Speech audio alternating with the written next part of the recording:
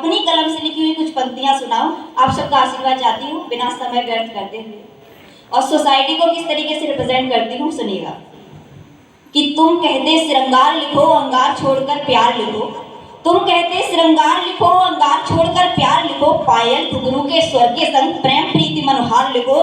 तो सुन लो कान खोल कर तुम क्या सोच कलम उठाई है, मैंने भारत की हालत को लिखने की सौगंध खाई है।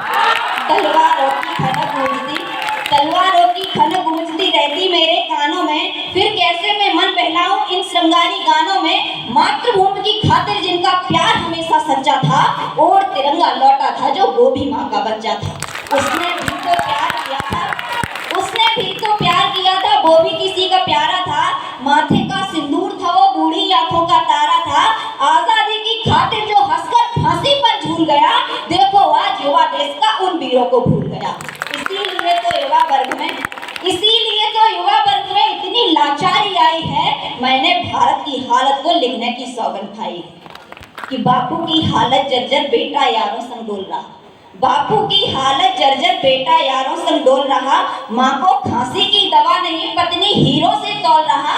बेटी तुम घर की इज्जत हो ये बात भूल क्यों जाती हो, माँ बाप अगर टोके तुमको तुम काहे रोब दिखाती हो। सुपड़ खां की वंश नहीं सावित्री मरियम सीता हो कुरान बाइबल ग्रंथ तुम्हें और तुम ही कृष्ण की गीता हो। अब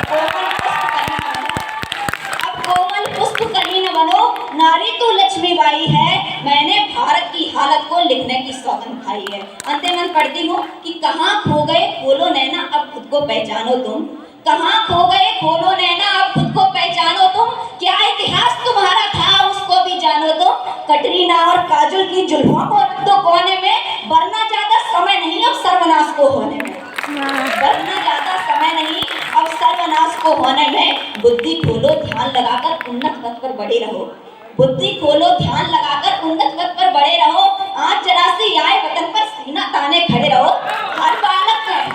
हर बालक में भगत सिंह का रूप दिखाई देगा जब, हर बालक में भारत का प्रतिरूप दिखाई देगा तब, जब वंदे मातरम बाला गाना गली गली में गूंजेगा, अमर तिरंगा बीच गगन में स्वाभिमान से झूमेगा, तब सारा विश्व जान जाए कि भारत सबकी माई है, मैंने भारत की हालत को लिखने की सौगंध खाई।